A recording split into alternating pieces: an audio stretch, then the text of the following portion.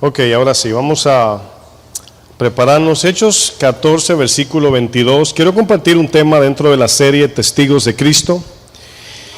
Y esta enseñanza de hoy se va a titular Conceptos erróneos al seguir a Jesús. Conceptos erróneos al seguir a Jesús. Miren, cuando podemos ver este problema que voy a estar enseñando en esta noche, personas a veces muy desesperadas porque la gente siga a Cristo, ¿verdad?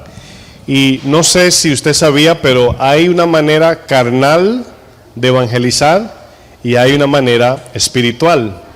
Podemos evangelizar a alguien de manera carnal, es decir, podemos nosotros convencerlo bajo nuestras reglas e ideas que no dice la Biblia. Pero también la palabra nos enseña que hay una manera espiritual de evangelizar, y es como la palabra nos enseña. En Hechos 14, 22, fíjense aquí este verso que voy a leer. Dice, confirmando los ánimos de los discípulos, dice, exhortándoles a que permaneciesen en la fe, es decir, que no se salgan del camino. Y ahí cuando pensamos en permanecer en el camino, nos damos cuenta que lo que nos saca del camino son las tentaciones, los sufrimientos, los ataques del enemigo, ¿verdad? La necesidad, todo eso. Pero fíjense lo que dice, los exhorta a los discípulos que permanezcan en la fe. Dice, y diciéndoles, dos puntos, ¿qué dice? Es necesario que a través de muchas tribulaciones, es decir, sufrimiento, padecimiento, entremos en el reino de Dios. La Biblia, cuando estudiamos la palabra de Dios, nos damos cuenta que en sentido general, incluso cuando vemos a Jesús en el Nuevo Testamento, dice, bienaventurados los que padecen por causa de mí. Pero fíjense que no solamente en el Nuevo Testamento, porque luego dice, así también padecieron los profetas, ¿verdad? Y fueron perseguidos y pasaron tribulación. Y por alguna razón, ¿verdad? Entramos al camino cristiano con muchos conceptos, porque no siempre el que nos evangelizó, el que nos presentó a Cristo, ¿verdad? Nos dijo que íbamos o teníamos necesariamente que enfrentar padecimiento. Entonces, ¿qué le sucede a una persona que no le enseñan, ¿verdad? Bíblicamente que el cristiano tiene que padecer, es necesario padecer? ¿Qué usted cree que pasaría por la mente de alguien que acaba de recibir al Señor, ¿verdad? Y pasa su tiempo de celebración, porque al principio todo es color de rosa, los primeros meses, días, pero luego entramos en la guerra espiritual o en las batallas que todos libramos. ¿Qué sucede o qué pasa por la mente de aquel que nunca le dijeron que era necesario padecer por causa de Cristo? Bueno, se arma un lío en su cabeza por la razón de que a lo mejor le dijeron, si vienes a Cristo no vas a sufrir, etcétera. Vamos a ver 6 puntos acerca de esos puntos. Bueno, en esta vida, pongamos a un lado el camino cristiano. En esta vida tendremos tribulación. En esta vida padeceremos sufrimiento, nos enfermaremos, nos van a robar, nos van a engañar, cuando nos pongamos ya mayor, que el cuerpo comience a cobrarnos la factura, comenzamos a sentir la debilidad del cuerpo, todo eso está prometido. Sin ser cristianos, eso va a suceder. Pero viniendo al Señor, también debemos tener entendimiento de que también vamos a sufrir. Hace poco, en la clase del viernes pasado, o la antes pasado, no la que pasó ahora, yo utilizaba un ejemplo de sabiduría y entendimiento, ¿verdad? Sabiduría es cómo tomamos decisiones según la palabra de Dios. Pero entendimiento es que si yo soy sabio, le pido a Dios en oración que me ayude, que me guíe, que me dé entendimiento. Pero debo entender que cuando le oro a Dios y las cosas no salen como yo quiero, debo de confiar en Dios. Eso se llama entender. Entonces, no todo va a salir como queremos. Y vamos a tener este entendimiento bien tatuado en nuestra mente para que cuando estemos en el camino no nos sorprenda el sufrimiento. Entonces, pongamos a un lado, ¿verdad?, ese pensamiento de que si vengo al Señor y aceptas a Jesús, tus problemas se van a acabar. Y yo sé que es un mensaje que no todos queremos escuchar, pero es bíblico, es lo que el Señor dice. Y en este día yo quiero compartir 6 conceptos erróneos cuando seguimos a Jesús. 6 conceptos ¿qué? Erróneos que a lo mejor le predicaron a usted o a mí en el pasado. Y al venir a la palabra nos encontramos con un dilema. Bueno, punto número 1 o error número 1.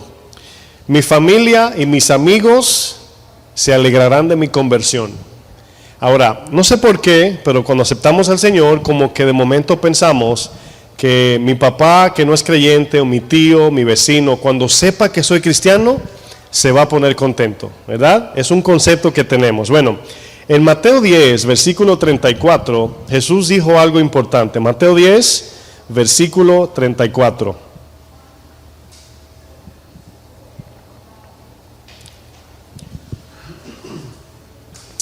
A veces pensamos esto, que de repente usted era una persona del mundo perdida, ¿verdad? Y usted dice, bueno, me convertí al Señor y yo sé que todos se van a poner contentos. Es decir, todos me van a aceptar ahora. O todos van a estar de acuerdo con mi decisión. Pero no todos. Si nos damos cuenta lo que dice aquí Mateo 10, 34. Aquí está hablando Jesús. Quiero que noten lo que Jesús dice. Son versículos que uno dice, wow, ¿verdad? Viniendo de la boca de Jesús.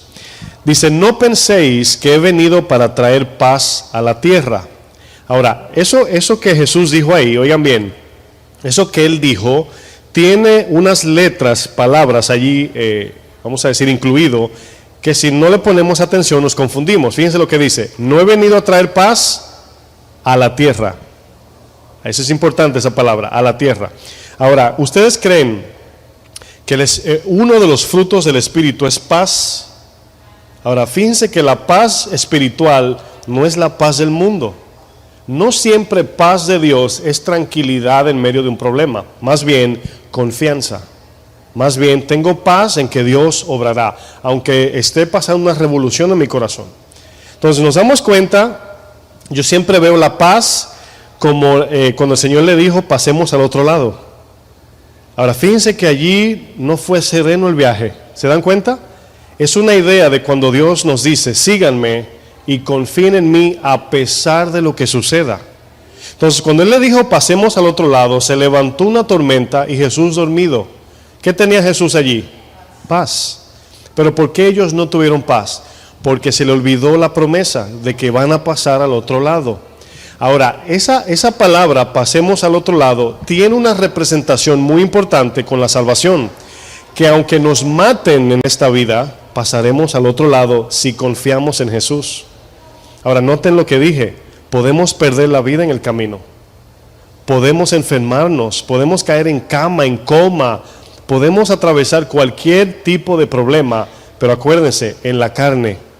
¿Se acuerdan las 3 imágenes que usamos?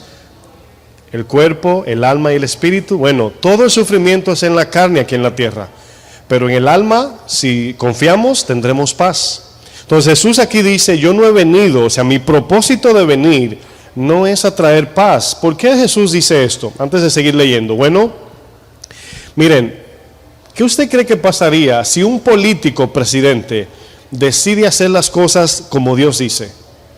¿Qué va a pasar con aquellos que han edificado su sistema sobre corrupción? Aquellos que tienen sus hijos en escuelas privadas, tienen casas, carro, y todo lo han adquirido con dinero corrupto. ¿Qué va a pasar, hermanos? ¿Paz o guerra? Guerra, esa es la idea de Jesús. Cuando Jesús venga o vino, si Él hubiese querido establecer paz, el cual sí vino a eso, pero aquí tiene una implicación del texto, obviamente al querer traer la paz de Dios, lo crucificaron. Esa es la idea, hermanos. Cuando usted quiere traer la paz de Dios, a las personas no les interesa. Quieren la paz del mundo. Y por eso hay conflicto. Sigo leyendo. Dice, no he venido para traer paz, sino espada. Ahora, en la manera que Jesús lo está diciendo, parece ser que el que trajo el problema fue Jesús. ¿Sí lo pueden ver? Parece como que Él fue que trajo el problema. No, sino lo que acabo de explicar. Al que Jesús querer arreglar las cosas y el mundo estar edificado sobre la columna de la corrupción, al querer remover esa columna se va a caer todo y eso va a crear conflicto, problemas. Es como un narcotraficante que se quiere convertir y le predica a su amigo, le dice, da tu vida al Señor. Y dice, sí, pero ¿qué hago con mi negocio? Y dice, tienes que dejarlo todo. Sí, pero es que si lo dejo se va a armar un lío. Tú eres el que sabe lo que vas a hacer. Esa es la consecuencia. Entonces, aquí vemos que la guerra que Jesús está hablando es consecuencia por querer aplicar paz. Fíjense lo que dice el 35. Porque he venido para poner en disensión al hombre contra su padre, a la hija contra su madre, y a la nuera contra su suegra. Y los enemigos del hombre serán ¿cuáles? Los de su casa. Que en el momento que usted quiera traer la paz, la palabra, el orden de Dios, no todos estarán de acuerdo. ¿Cuántos saben esto, hermano, lo que estoy diciendo? ¿Cuántos se identifican? Bueno, yo cuando me convertí, en mi mente pensé, digo, wow, mi familia estará tan contenta, pero fíjense que trajo conflicto, porque yo tenía una profesión y era bueno en lo que hacía, y bueno, obviamente la familia se jacta del talentoso, ¿verdad? Si usted tiene un tío doctor, no, mi tío es doctor. Si tiene un primo policía, yo tengo un primo que es policía. Si es del campo, ¿verdad? Machetero, de esos que cortan árboles, no lo mencionan a ese. Pero siempre estamos mencionando el que es profesional, el talentoso, bueno. Y la familia tiende a tener cierta, ¿verdad? Vamos a decir, cierto logro familiar. Wow, mi sobrino, mi hijo, mi nieto, ¿verdad? Es un buen pintor en este caso. Bueno, cuando yo dejé mi profesión, lo que yo sabía hacer, trajo conflicto. ¿Cómo va a ser que ahora vas a ser pastor? Si un muchacho que tiene talento, o sea, no lo van a entender.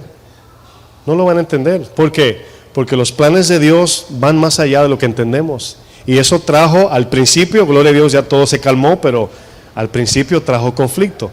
Pero todavía hay amigos que de repente no tienen comunión conmigo y eso lo entendemos, es obvio.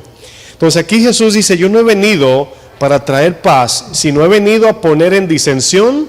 Miren, ¿qué sucede cuando alguien se convierte al Señor? Y esa persona, vamos a poner dos amigos, ¿verdad? Bueno, cuando tú te haces amigo de alguien y lo conoces, por ejemplo, en el mundo, sin ser cristiano, bueno, se cayeron bien como amigos y a lo mejor se hicieron amigos por el alcohol, o las drogas, o las mujeres, o los chistes de doble sentido, qué sé yo. Se hicieron amigos por eso, pero ¿qué sucede? Que lo que los mantiene unidos como amigos es el pecado. Cuando Cristo viene a romper ese yugo de pecado, ¿qué usted cree que va a pasar con su mejor amigo o amiga? Va a haber un conflicto porque ya de la única manera que tu amiga o amigo va a estar de acuerdo contigo es si sigue a Cristo también. Pero ¿cuántos saben que no siempre es así? ¿Cuántos saben que no pasa así? Bueno, pensamos que los amigos familiares se pondrán alegres cuando, ¿verdad?, estemos sirviendo al Señor. Bueno, en Juan 3:13 el Señor dice, hermanos míos, no extrañéis cuando el mundo os aborrezca. O sea, no se sorprendan cuando el mundo los aborrezca. Miren, en las escuelas a los niños le dan proyectos a cumplir, a hacer. Muchas veces le dicen, miren, busquen un personaje con el cual usted se identifique y traiga una tarea. De repente uno dice, yo quiero ser Superman. El profesor le dice, sí, no, lo que tú quieras. Yo quiero ser Gandhi. No, yo quiero ser el coronel tal. Pero si alguno dice, yo quiero hacer un ejemplo como Jesús, no te lo aceptan en la escuela. En su mayoría, quizás no todas, pero ya en gran escala, si tú mencionas la Biblia, Jesús, es un problema. Pero si tú dices Mohammed o Gandhi o cualquiera, sí te aceptan. Y tú dices, ¿pero por qué? Si te dicen, haz un proyecto histórico y tú dices de la Biblia, no, de eso no. Porque eso trae ¿qué? Conflicto. ¿Por qué? Obviamente por lo que sucede en las tinieblas, hermanos. Dice la palabra que todo el mundo está bajo el maligno. Significa que Satanás, al controlar el mundo, y viene uno de los suyos, por así decir, queriendo meter la palabra, no lo va a aceptar. Entonces derribamos ese concepto erróneo de que todo el mundo se va a poner contento cuando venga Cristo. Punto número 2, fin del sufrimiento. No sé si usted cuando aceptó al Señor, y yo sé que al principio, bueno, a mí me sucedió, cuando yo conocí al Señor, yo estaba súper contento, gozoso, yo brincaba en un pie al principio. Todavía me siento gozoso, pero era un gozo como muy emocional, como wow, si eso es así, ¿Quién no va a querer esto? Sin pensar que había sufrimiento. Pero luego que comenzó a Dios a tratar con mi corazón, cuando yo me veía en un problema, vamos a decir, conflictivo por problema de carácter, y el Señor me decía, tienes que hacer esto. Y yo decía, no, Señor, eso duele mucho. Bueno, primera de Pedro 4, fíjense lo que dice. Algunos le profetizaron quizás que todo sería color de rosa, ¿verdad? Primera de Pedro 4, verso 12. Miren, le voy a decir algo, hermanos, miren. Estamos viviendo en un mundo donde el sufrimiento, la depresión, la ansiedad, el afán, los dolores de la vida, es el pan de cada día. Ahora, muchos predicadores, algunos falsos, otros falto de entendimiento por la palabra, se aprovechan de esa postura o de esa posición de la gente y les predican que Dios le va a quitar eso si vienen a la iglesia. La mayoría lo que quieren es que al tú llegar, ellos le interesan tu dinero, no tu mejoría. Ese es el problema. Que de repente tú ves una iglesia que te dicen, mira, ven al Señor y eso Él te lo va a quitar. Bueno, ¿cuántos tienen ya 5 años en el Señor? Levanten su mano. Bueno, no me voy a ir muy lejos. Tengo un ejemplo allí, a Baruch, que pasó por un tiempo de salud impresionante. Ustedes algunos saben. Baruch sigue fiel caminando con el Señor. Ahora, si le preguntan lo que él pasó, imagínense que le hayan dicho, si vienes a Cristo te va a quitar tu problema. Bueno, cuando yo lo conocí, tenía entendimiento, me decía, no, yo sé que el Señor me puede sanar o no. Yo tranquilo, fíjense que nunca le demandó a Dios. Quizás en un momento de dolor, quizás le dijo, Señor, ¿por qué no? Pero tenía entendimiento de que sí o no, seguía siendo hijo de Dios, si confiaba en el Señor. Entonces nos damos cuenta que usted todavía sigue a lo mejor sufriendo de lo mismo, aún siendo cristiano. Hay una diferencia que vamos a ver luego. Dice primera de Pedro 4, versículo 12. Ahora, me gusta como dice este verso. Dice, amados, no os que, o sea, no se sorprendan, es decir, ¿por qué me está pasando esto a mí? ¿O por qué yo siendo hijo, hija de Dios, estoy atravesando por esto? El texto dice, no se sorprendan. Ahora, antes de leer el verso, quiero explicar algo, quiero hacer una distinción. Miren, hay sufrimiento que es provocado por nuestra negligencia y hay sufrimiento por causa de Cristo. Hay una diferencia allí. Por ejemplo, si tú en tu trabajo, ¿verdad?, hablas mentira y te buscas un problema, eso no es padecer por causa de Cristo. Pero si tú por decir la verdad pierdes tu trabajo, eso sí es padecer por causa de Cristo. ¿Sí ven la diferencia? O sea, yo me puedo buscar un problema yo, y si eso me trae sufrimiento, eso no es un problema que Dios me permitió para tratar conmigo. Yo me busqué ese lío. Pero si yo caminando en la palabra me encuentro con un problema, eso sí es sufrir por causa del Señor. Y ese sufrimiento sí tiene propósito, ¿verdad? Miren, imagínese usted, si yo le digo a alguno de los varones que están aquí, ¿quién va al gimnasio aquí? Margarito, ok. Imagínese que yo le diga a Margarito, ¿qué te parece si el lunes comenzamos por las calles a cargar todos los basureros, las cantinas grandes, tanques de basura, y solamente levantarlos y los bajamos? Él me diría, ok, pero ¿cuál es el propósito? ¿Qué sentido tiene levantar así, como ustedes dicen, botes de basura y ya bajarlo? Bueno, no tiene sentido. Ahora, si yo le digo, vamos al gimnasio a levantar 300 libras para darle a pecho allí, él dice, sí, vamos, porque él sabe que si hace eso, se va a poner fuerte. Ahora, hay dos tipos aquí en el ejemplo de levantar peso. Uno tiene propósito, el otro es sin sentido. Bueno, de igual modo el sufrimiento en la vida tiene dos sentidos. O sufrimos con propósito o sufrimos sin sentido. ¿Quién quiere sufrir sin sentido? Sufrir por sufrir, nadie. Entonces, cuando venimos al camino cristiano, fíjense lo que dice el texto, sigo leyendo. Dice, no os sorprendáis del fuego de prueba que os ha sobrevenido. Oigan lo que dice. Como si alguna cosa extraña os aconteciese. Es decir, como que si le estuviese pasando algo raro. Eso dice el verso. Verso 13. Dice, sino gozaos por cuanto sois participantes de los padecimientos de Cristo, para que también en la revelación de su gloria os gocéis con gran alegría. Ahora bien, ¿cuántos creen que el sufrimiento trae gozo? Levante su mano. Dice Alejandro y Baruch. Ok. Bueno, el sufrimiento no trae gozo, el sufrimiento, pero soportarlo por causa de Cristo, al final trae un fruto. Eso es lo que causa gozo. ¿Cuántos saben que el dolor de una embarazada no produce gozo? ¿Dónde está el gozo? ¿Quién me dice? Mujeres, por acá. ¿Dónde está el gozo? En el bebé, no en el dolor. ¿Sí me están entendiendo? O sea, yo no me gozo con el dolor del bebé, sino por el bebé que viene. Y soporto el dolor porque sé que viene un bebé.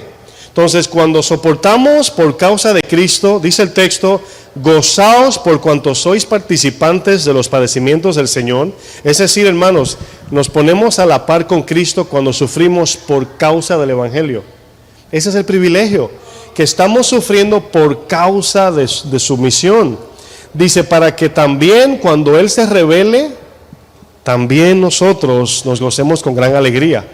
Dice el verso 14, si sois vituperados, o sea, sufridos, abusados, golpeados, insultados, criticados, dice, por el nombre de Cristo, dice, sois bienaventurados. Miren, esta palabra, sois bienaventurados, se lo voy a traducir diferente.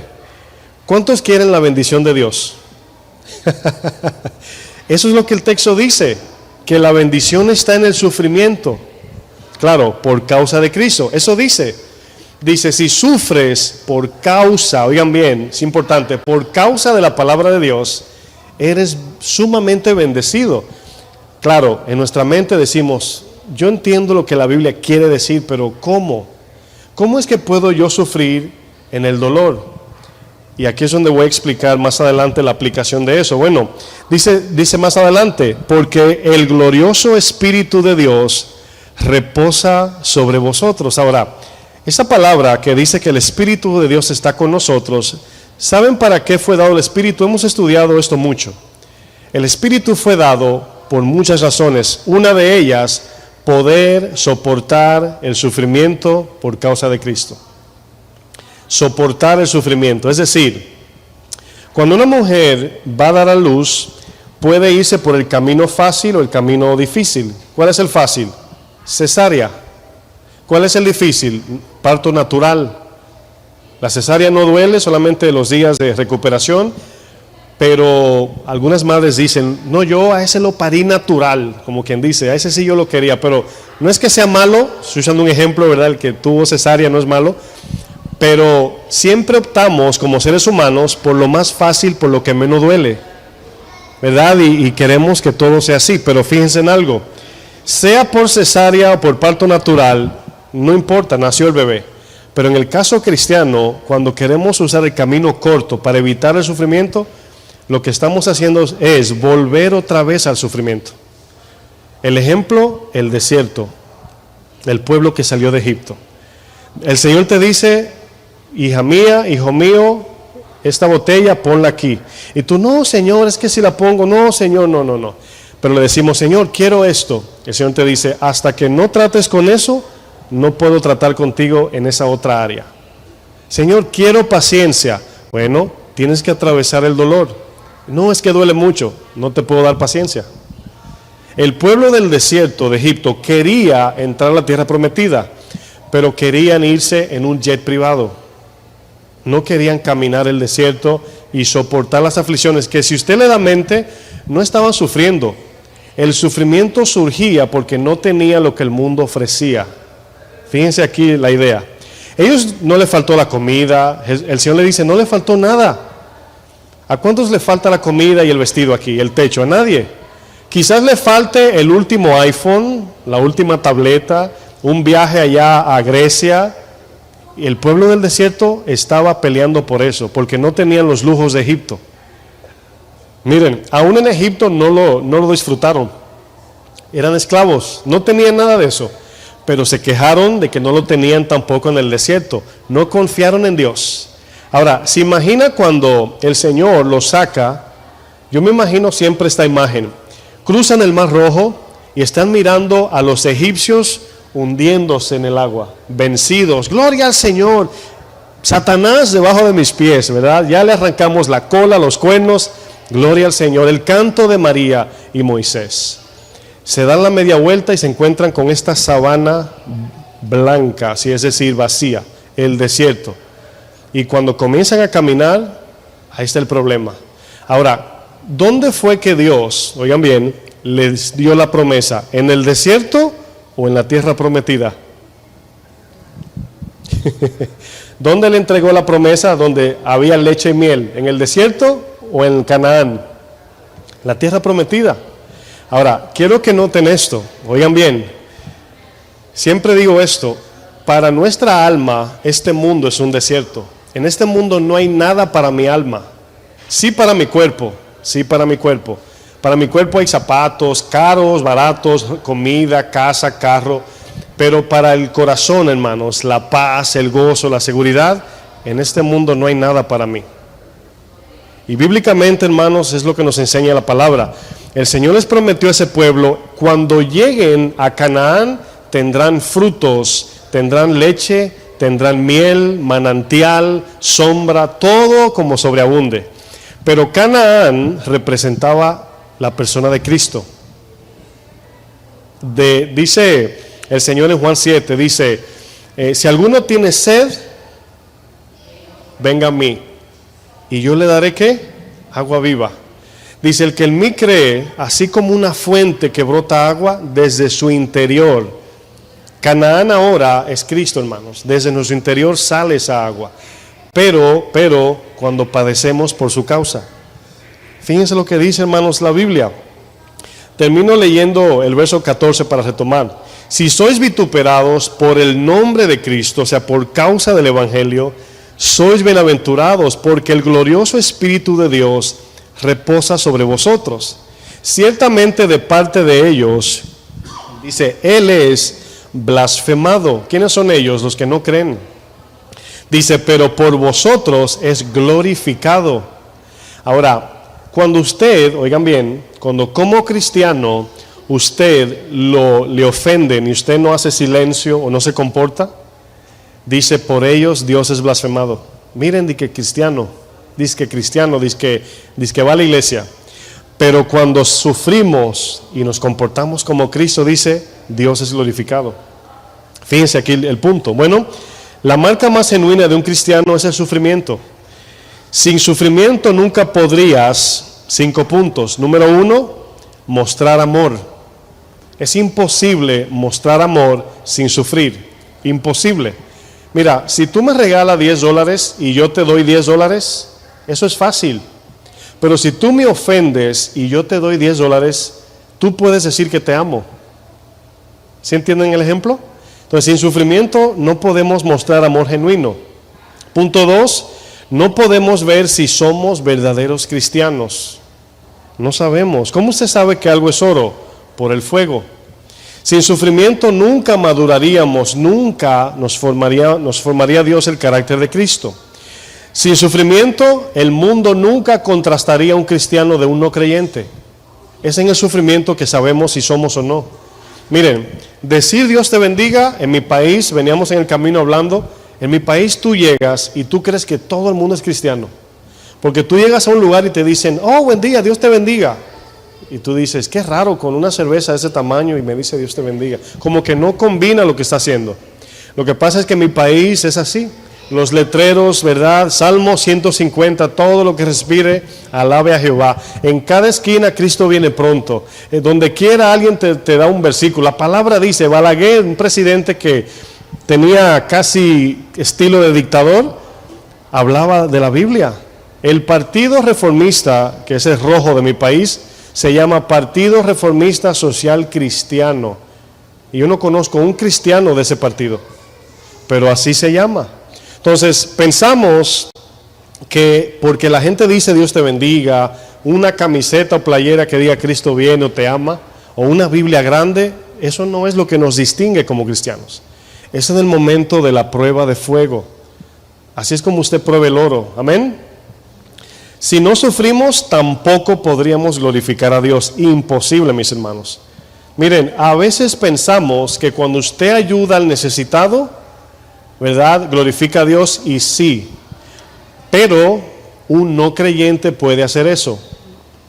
Pero cuando tú sirves y amas a tu adversario, entonces de verdad Dios vive en ti.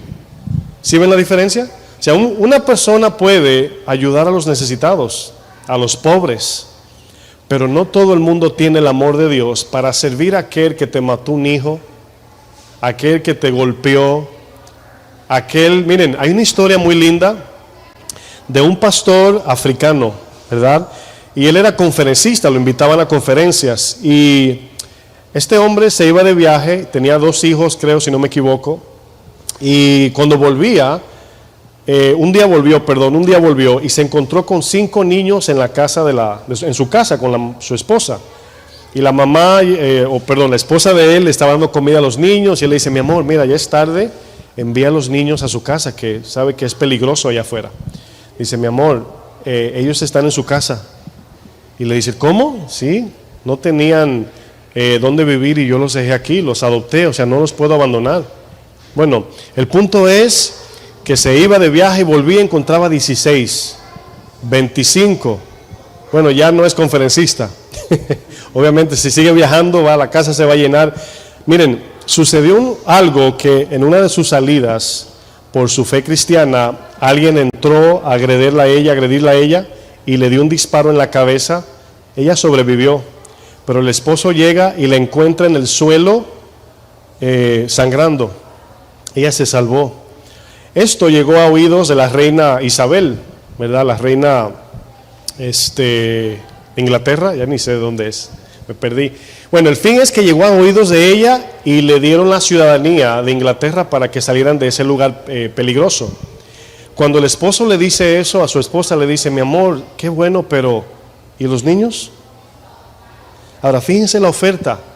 La reina le da puerta abierta a Inglaterra, y esta mujer, llena del amor de Dios, dijo: ¿y los 500 niños que tenemos aquí? ¿Qué vamos a hacer? ¿Quién los va a amar como nosotros? Y él le dijo: no, prefiero que me maten aquí cuidándolos que irme a vivir una vida de lujo a Inglaterra. Ahora, ¿cómo sabemos que es una mujer de Dios? ¿Porque le dio comida nada más? No, arriesgó su vida por ellos. Cristo dijo: no hay mayor amor que que uno ponga su vida por su prójimo. Hoy en día, hermanos, los hermanos en la iglesia ni siquiera se saludan. Y decimos: Dios te bendiga, Señor, a su nombre gloria. Esa mujer es una cristiana. Esa mujer es una cristiana. Dijo: no, me voy a quedar aquí. Bueno, punto 3. Pensamiento de que todo es color de rosa, ¿verdad? Son pensamientos que nos hacemos al venir a Cristo. Obviamente, cuando pensamos en bendición bajo el lente del mundo, estamos pensando en cosas materiales en vez de espirituales. ¿Sabe cómo usted sabe que un cristiano tiene entendimiento?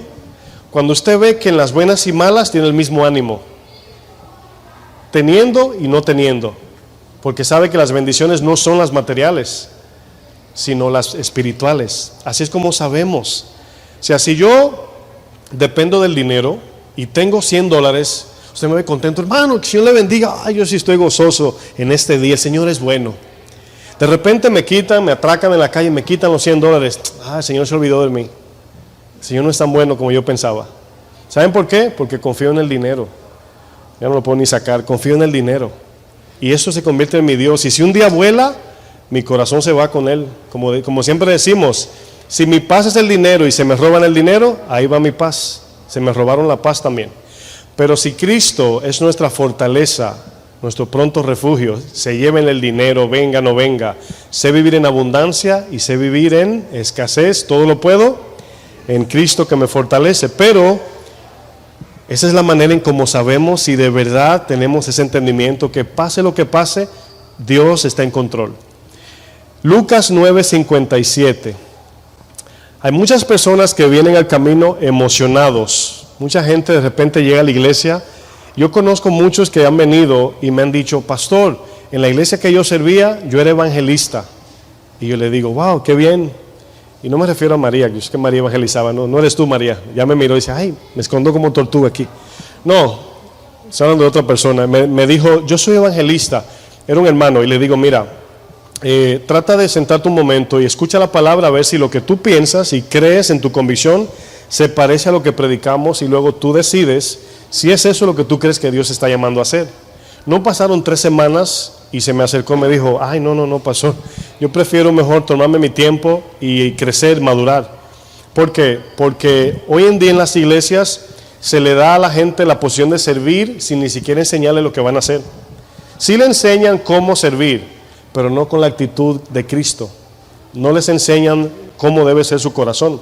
Entonces, aquí vemos a uno en el capítulo 9 de Lucas, versículo 57, dice, yendo ellos, ¿verdad?, en el camino, dice, uno le dijo en el camino a Jesús, Señor, te seguiré a donde quiera que vayas. Ahora, ¿a dónde el Señor apunta cuando va a poner a alguien al servicio? ¿Qué es lo primero que él ve? ¿Quién me dice? El corazón. Cuando llamó a David para ser rey, envió al profeta, y el profeta dijo, bueno, el primogénito y el más fuerte debe ser el rey, como lo era Goliat, fuerte y grande.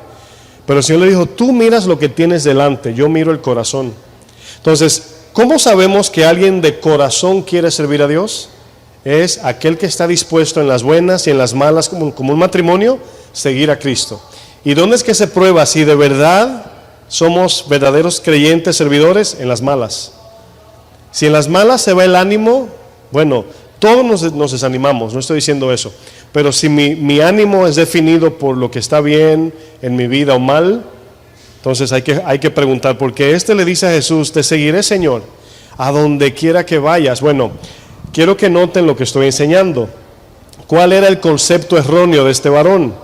Bueno, él se imaginó, wow, este hombre multiplica los panes, saca los demonios con una sola palabra.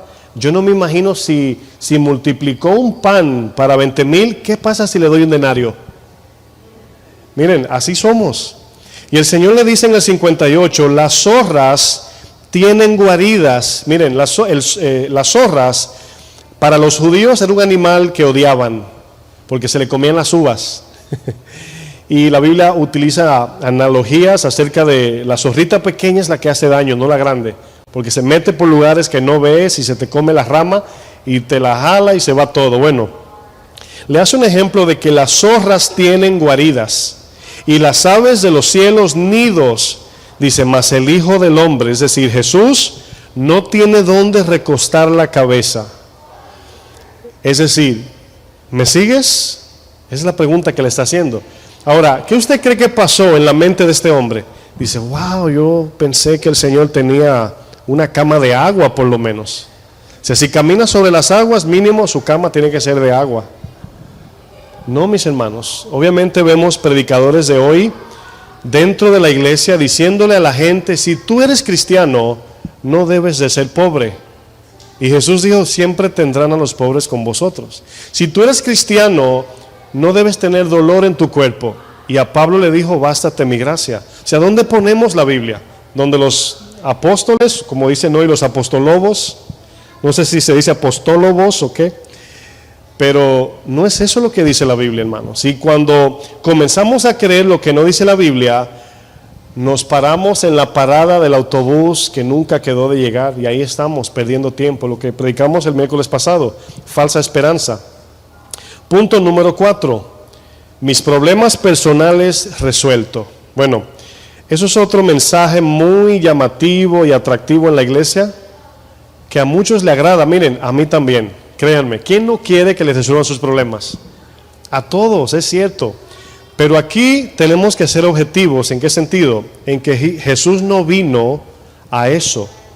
Esa no fue la razón de su venida. Jesús no fue a la cruz para darme un carro del año, aunque me lo puede dar según su voluntad. Ese es el balance. Puede y no puede. Es como un padre o madre que a lo mejor tienen dinero y su hijo le dice, papá, quiero una computadora tal que salió nueva. Bueno, el niño sabe que el papá puede, pero él sabe que si le dice que no, sigue siendo su papá, y eso no le hace malo. Entonces, el Señor tiene más prioridad o su prioridad en sí es nuestra salvación. Nuestra salvación. Tengas tú lo que quieres según lo terrenal o no. Mis problemas personales resueltos es el punto 4. Lucas 12, verso 13 al 14. Lucas 12.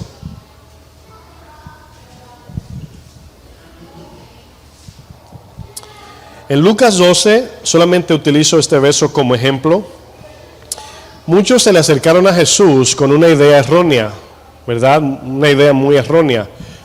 Los mismos discípulos tenían una idea errónea de Jesús, ¿verdad? Ellos le dijeron, Señor, ¿establecerás el reino de Israel ahora? Es decir, ¿ya vienes como rey? ¿Se imagina el pensamiento de ellos, verdad? No, si andamos con aquel que es el rey y establece el reino, me imagino Pedro, ¿verdad? Con su corona, su mansión, qué sé yo. Pero el Señor le dice, ¿verdad? No, todavía no, hay que padecer. Hay una cruz que está delante que hay que cargar. Y a Pedro le dijo, tú también serás crucificado. ¿Tú quieres entrar al reino de los cielos? Es a través de la cruz. Y dice aquí en Lucas 12, verso 13, dice, le dijo uno de la multitud, maestro, di a mi hermano que parta conmigo la herencia. Ahora, es cierto que venimos al camino del Señor con conflictos de nuestra vida pasada. Deudas, tarjetas de crédito, problemas familiares, situaciones físicas, necesidades, etc.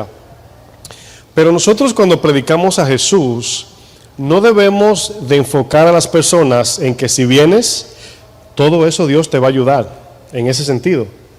Puede, pero tampoco, a lo mejor, o sea, Dios sabemos que sí puede, pero a lo mejor lo haga o a lo mejor no.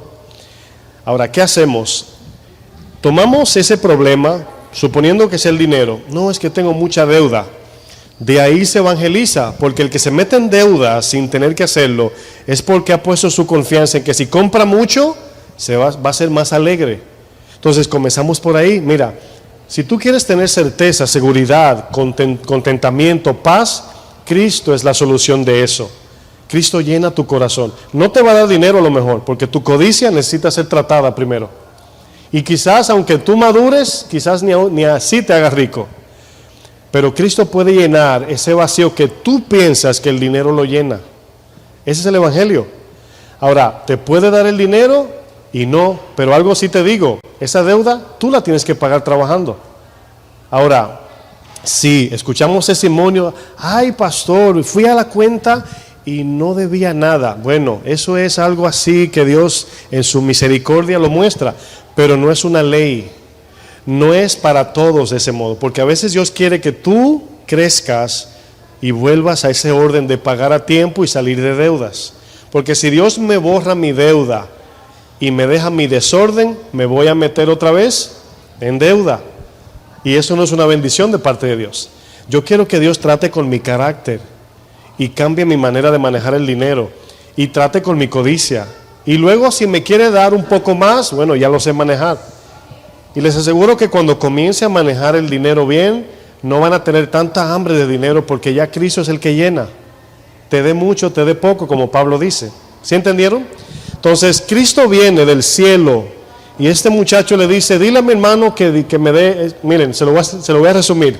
Yo peleaba con mi hermana porque nos regalaban una galleta y mi hermana cuando la partía, yo la ponía en el sol y yo decía, me dio la más chiquita, me dio la más pequeña y peleábamos.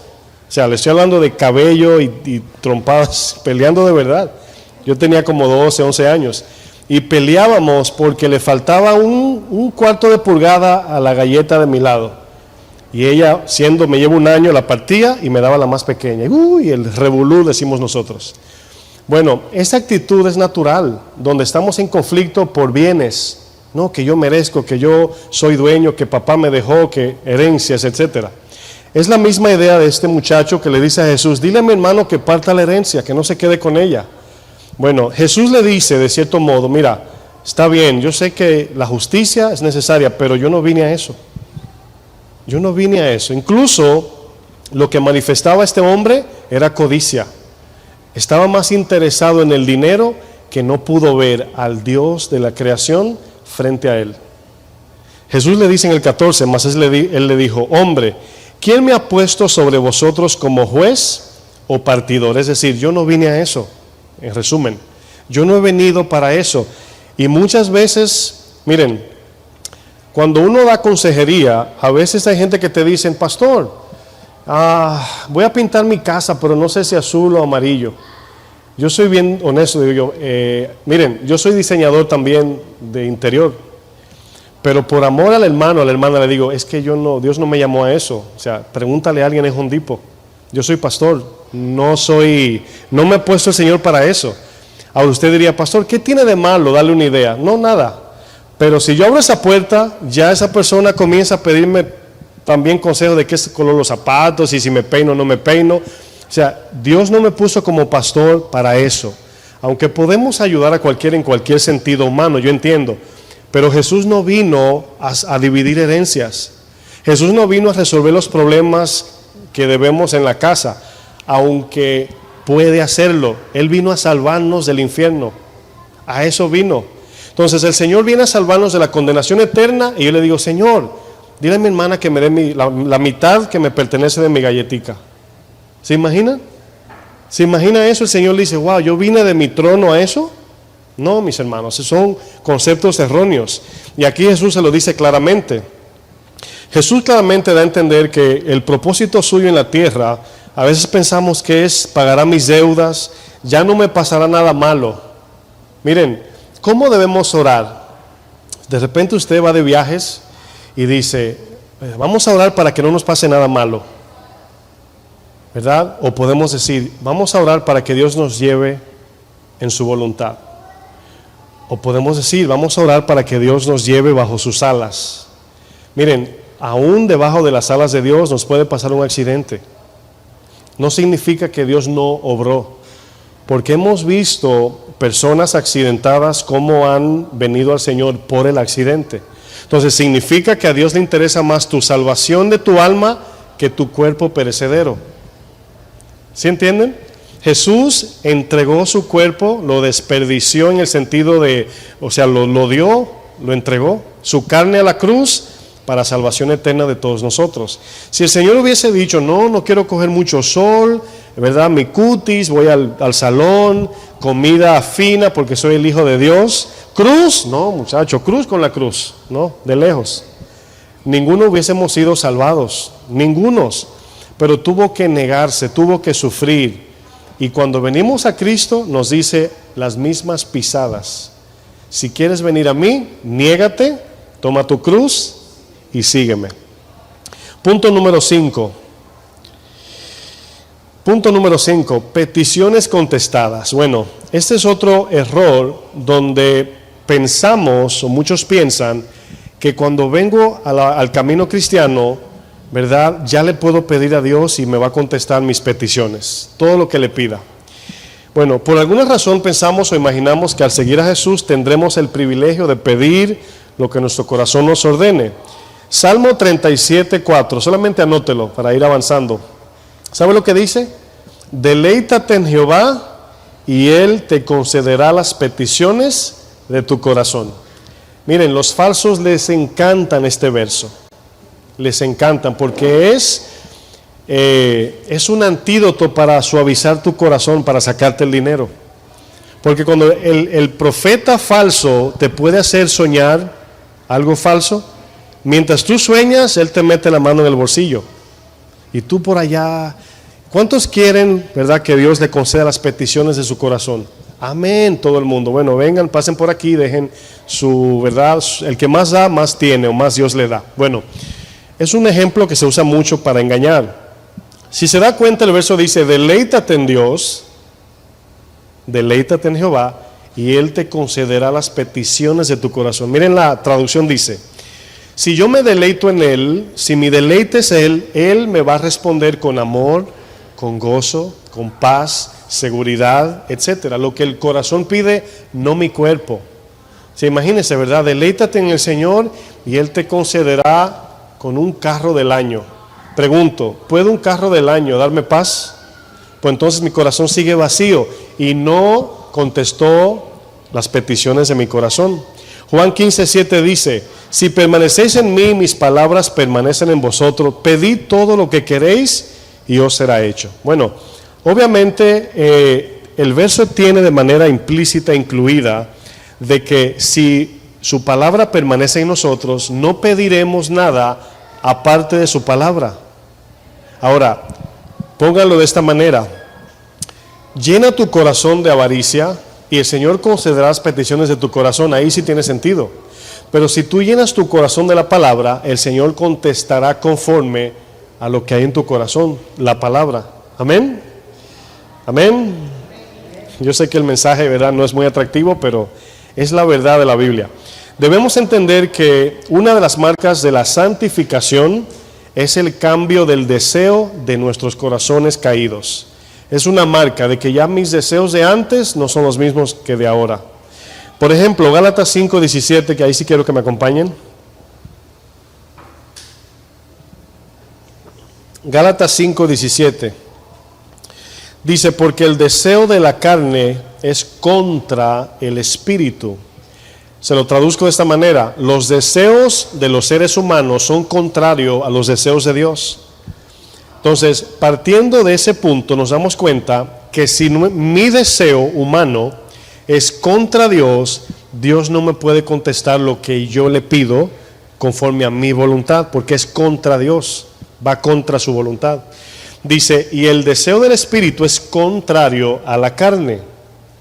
Dice, estos dos se oponen. Dice, para que no hagan lo que quieran.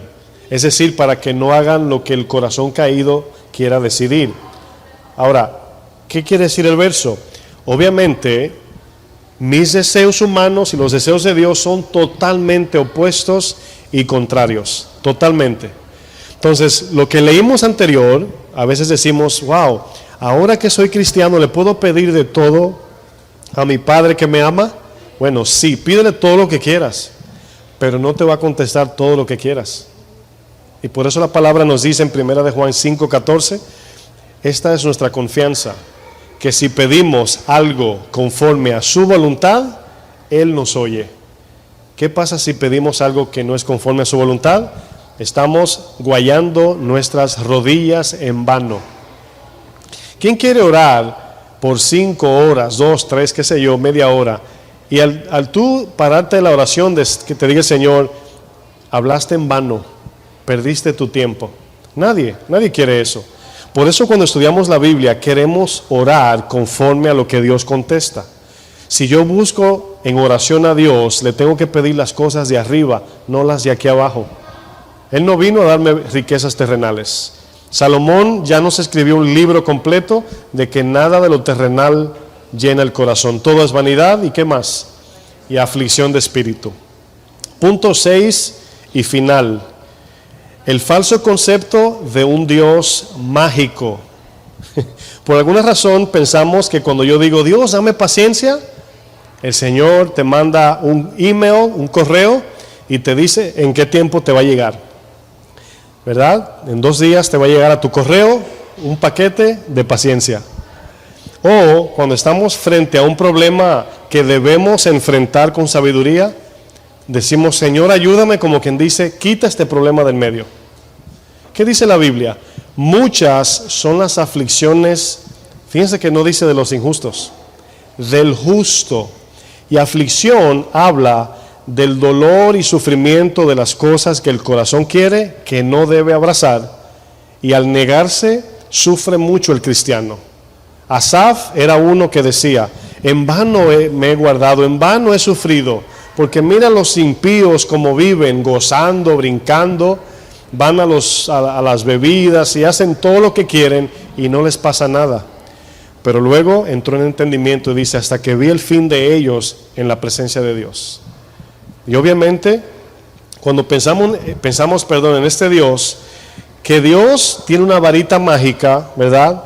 Que si nosotros tenemos la fórmula correcta, me va a quitar mi actitud. Señor, quítame esa actitud de enojón. No funciona así. Es como ir al gimnasio, el Margarito, y decirle al entrenador, ¿no tienen aquí paquetes de músculos que solamente me los pego y ya? Esa es la idea que a veces tenemos de parte de Dios. O sea, no venden piernas así de las anchas, que las mías son de gallinas. No tienen, no tienen barrigas planas, No hay para arriba, para hay que hacer abdominales y dieta. ¿Amén, iglesia? Bueno, Dios no es un Dios mágico, mis hermanos. Miren, quiero avanzar porque me queda poco tiempo. Este Dios existe en nuestra imaginación a veces. O sea, decimos, wow, Señor, quítame esto. Bueno, a lo mejor Dios, entendiendo que somos imperfectos, responde a esta oración, quítame esto. Pero de la manera que Él responde es, te envía una prueba o te permite atravesar una prueba. Tened por sumo gozo cuando os halléis en diversas pruebas, sabiendo que la prueba de vuestra fe produce paciencia.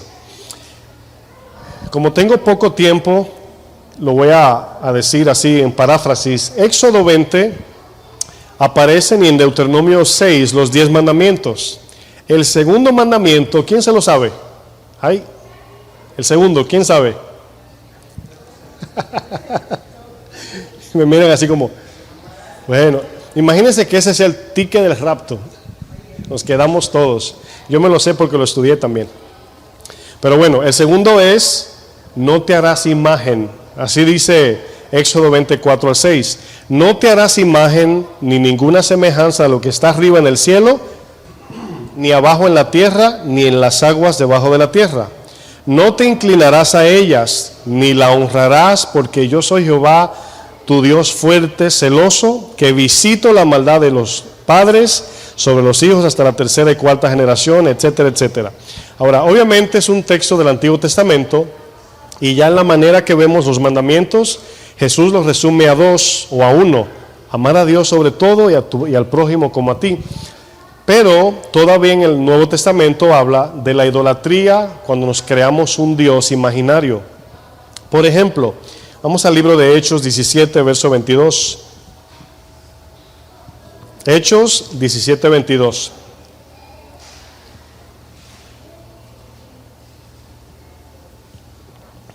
Pablo se encuentra con algunos griegos que tenían muchas estatuas, ¿verdad? Ídolos hechos de yeso, de piedra, y cada uno tenía una razón de adoración.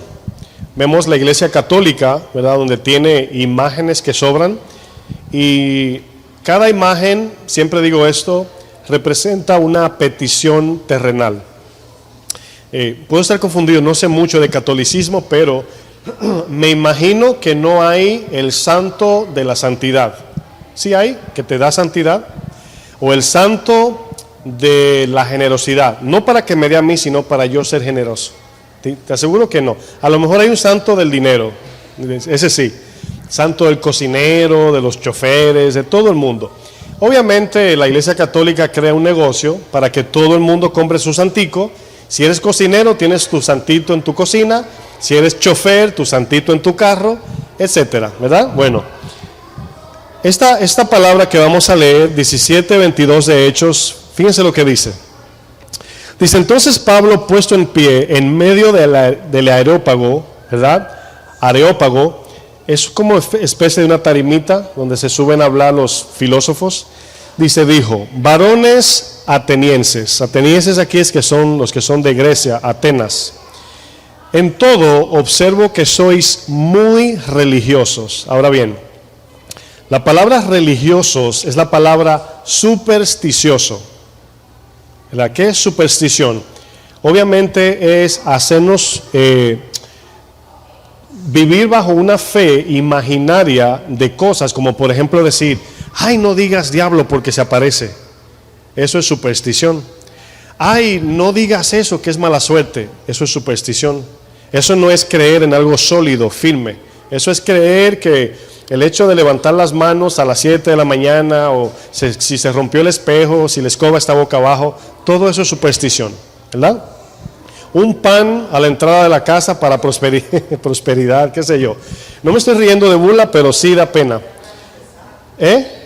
Una ramita de sábila, ¿verdad? El día de la ceniza, una cosita aquí, todo superstición, no pasa nada.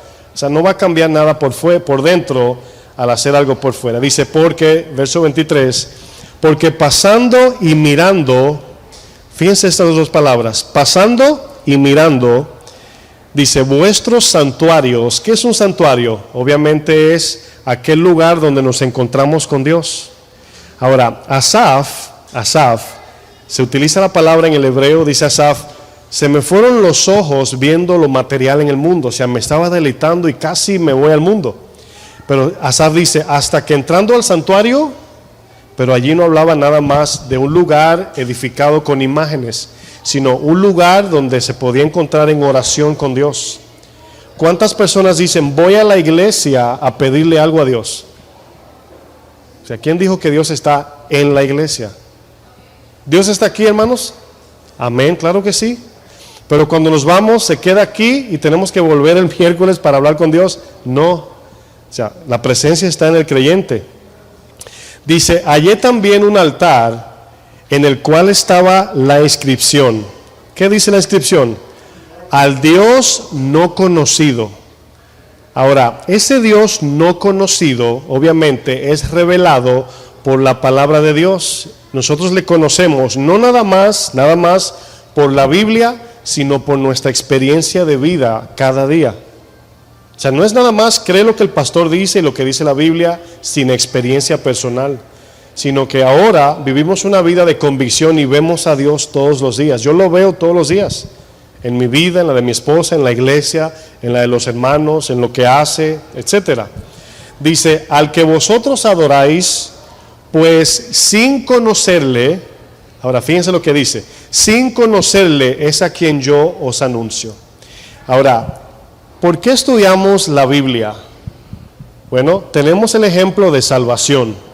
La palabra es para salvación, pero la salvación viene por el conocimiento de Dios. Vamos a ver en un momento. Somos salvos por conocerlo a Él, el cual su Hijo nos lo reveló. Dice el 24, el Dios que hizo el mundo y todas las cosas que en él hay, siendo Señor del cielo y de la tierra, no habita en templos hechos por manos humanas, ni es honrado por manos de hombres como si necesitase de algo. Dice, pues Él es quien a todos da vida y aliento y todas las cosas. Es decir, Dios es el que sustenta todo lo que tiene vida o lo que existe en sentido bueno, su creación. Dice el 26, y de su sangre ha hecho todo el linaje de los hombres. Dice, para que habiten sobre la faz de la tierra, y les ha prefijado el orden de los tiempos, los límites de su habitación, para que busquen a Dios. Fíjense lo que dice, si en alguna manera palpando, porque obviamente es invisible, puedan hallarle, aunque ciertamente no está lejos. ¿Por qué le dice eso? Porque Pablo estaba ahí llevándoles el evangelio de salvación. Dice, no está lejos de ustedes, está aquí. Aquí está el Señor, pero no se encuentra en la mata, en el árbol, en la estatua. Se encuentra por medio del Hijo y la palabra de Dios. Así se presenta. Dice el 28, dice, porque en Él vivimos y nos movemos y somos. Dice, como algunos de vuestros propios poetas también han dicho, porque el linaje suyo somos, es decir, venimos todos de Dios. Siendo pues linaje de Dios, no debemos pensar, diga conmigo, no debemos pensar. Esa palabra no debemos pensar, se le está atribuyendo a no nos hagamos la idea humana. Dice, que la divinidad sea semejante a oro, plata o piedras preciosas o escultura de arte, y luego dice, ¿y de imaginación de qué? Miren, ahí está el segundo mandamiento de los 10. No nos hagamos imagen, es decir, no nos imaginemos a un Dios. Ay, es que yo me imagino a Dios así como un Dios bueno, con barbas blancas y como pasándome la manito y yo recostadito de mi Padre. Miren, son imaginaciones, no dice eso la Biblia. Es falso. Estoy haciendo de un Dios mi muñeco y no debemos, es peligroso. El verso 30 dice, pero, ¿verdad? Dios, habiendo pasado por alto los tiempos de esta ignorancia, ¿cuál ignorancia? Del desconocimiento de Dios, de que antes el hombre no conocía a Dios como lo conoce ahora. Dice, ahora manda a todos los hombres en todo lugar que se arrepienta. Ahora fíjense que es raro. Fíjense qué raro esto. Estos hombres están invocando dioses, ¿verdad? Pablo viene a presentarles al Dios de toda creación, el único Dios verdadero. Ahora, ¿cuál es la primera exigencia que Pablo trae? Arrepentimiento. Fíjense, arrepentimiento. Dice, ahora manda a todos los hombres y mujeres que se arrepientan. Verso 31. Por cuanto ha establecido un día en el cual juzgará al mundo con justicia. Dice, por cuanto, ¿dónde estoy? Por aquel varón, aquí Jesús, a quien designó dando fe a todos. Fe aquí es testimonio. Dando testimonio a todos con haberle levantado de los muertos. Miren, aquí es donde vemos cómo Pablo les trae una información a estos adoradores idólatras que pensaban que adoraban al Dios verdadero o a los dioses verdaderos. Pablo les dice, todo lo que están haciendo es en vano, no es en la manera que Dios opera, no es como Dios es, el verdadero no es así. Voy a leer unos versículos bien rapidito. Juan 1 del 17 al 18. Dice, pues la ley por medio de Moisés fue dada, pero la gracia y la verdad vinieron por medio de Jesucristo. A Dios nadie le vio jamás. A Dios, ¿qué dice? Nadie le vio jamás. Pero dice esto, el unigénito Hijo que está en el seno del Padre, Él le ha dado a conocer. Significa que el Dios de la creación decidió darse a conocer únicamente por medio de ¿quién? De Jesucristo. No de religiones, de prácticas, de estatuas, imágenes, no. Pero del mismo modo no debemos hacer imaginación de Dios como lo hemos visto en los 6 puntos. Juan 17:3 dice, y esta es la vida eterna, que te conozcan a ti, el único Dios verdadero, y a Jesucristo a quien has enviado. Juan 14:20, estoy bien rapidito ya.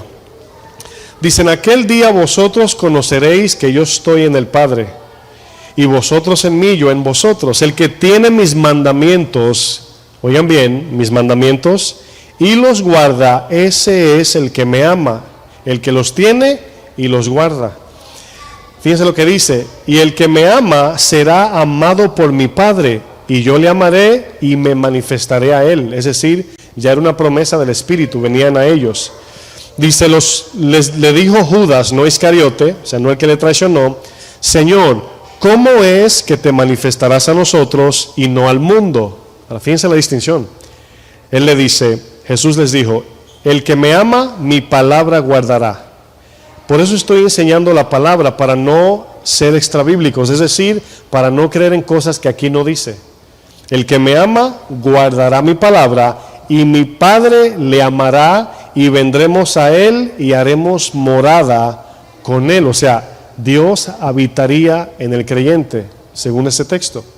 Pero debemos de hacerlo de manera bíblica y no imaginaria. No debemos nunca, mis amados, hacernos idea de que Dios es un Dios mágico. Miren, concluyo con esto porque no me va a alcanzar el tiempo. Voy a cerrar con esto. En el momento que yo, en mi imaginación, mi corazón, en mi mente, veo un Dios que no es bíblico, ya estoy adorando a otro Dios. Y aquí es donde Satanás se aprovecha. Me explico.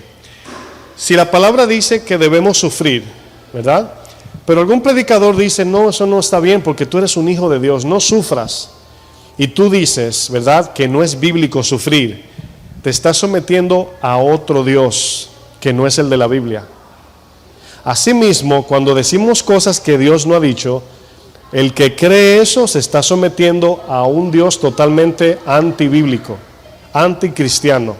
Por eso somos tan meticulosos al explicar la palabra, porque aún estudiándola nos quedamos cortos. ¿Sí me entienden? Entonces no debemos de ver un Dios. Hablo con cristianos que dicen, yo no soy muy de estudio, pastor, pero no sé, a lo mejor estoy mal, pero yo me imagino un Dios como no sé qué. Yo digo, sí, pero ahí está el problema. O sea, no te estás fijando en la palabra para imaginarte este Dios. ¿Cómo conoceríamos a Dios sin estudiar la Biblia? ¿Cómo usted sabe que yo le estoy hablando la verdad si usted no estudia la Biblia? Están confiando en mí y eso también es idolatría. ¿Sí sabía eso? No deben confiar en un hombre. Yo soy su pastor, el que estoy enseñando, pero usted tiene que verificar si lo que estoy diciendo es bíblico. Eso es serio, porque cuando le compartamos a los demás la salvación, tenemos que hacerlo como Dios dice. Miren, para concluir ahora sí, cuando Jesús estuvo en la tierra, Él pudo haber utilizado otros métodos para evangelizar. Él pudo haber dicho, por ejemplo, Él dice, mira, si crees en mí, en el cielo va a haber esto y allá. Y nunca explicó, en la Biblia no habla de lo que vamos a ver allá. ¿Se dan cuenta? ¿Por qué no? ¿Por qué la Biblia no nos dice lo que vamos a ver allá? Porque si la Biblia nos explica lo que veremos allá, el día que vayamos a entrar, le diremos a Jesús así, Señor, permiso, ¿y mi casa? Así, hermanos, así le diremos. Miren, en serio se lo digo. Muchos piensan en las moradas y no en aquel que las da. Muchos piensan y vamos a comer allá, y tendremos sexo allá, y tendré pareja, todo egoístamente. No todos dicen, wow, yo me imagino el día que vea cara a cara al que me salvó. Y ahí es donde miramos, hermanos, qué tan erróneamente podemos caminar en ese camino.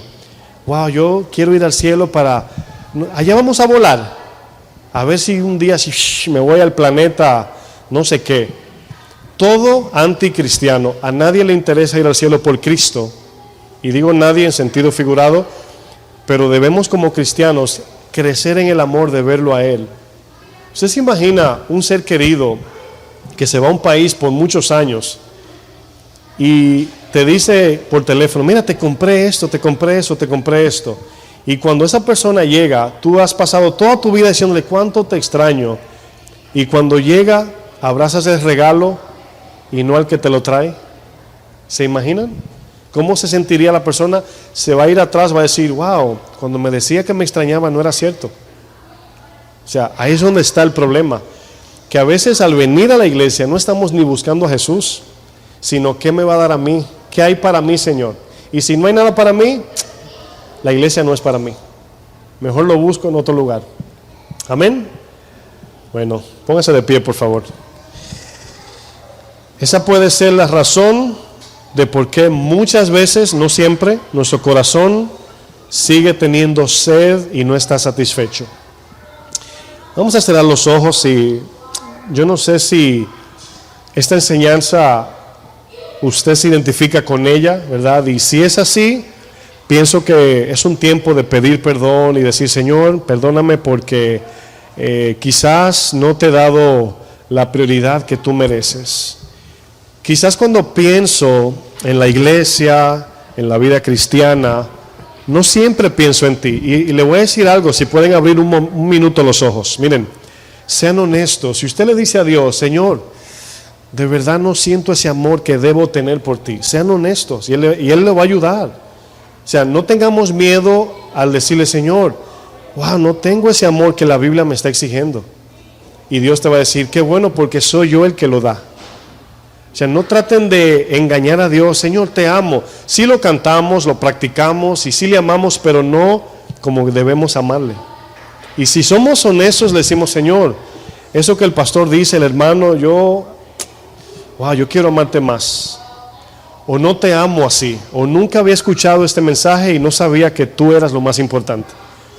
Pero desde este punto en adelante debemos de pedirle, Señor, que tú seas lo más importante en mi vida. Tenga lo que yo pido o no, yo quiero que tú seas mi Señor, que yo me deleite contigo, hermanos. ¿Cuántos que cuando ven a un ser querido le da mente que si le trajo o no le trajo?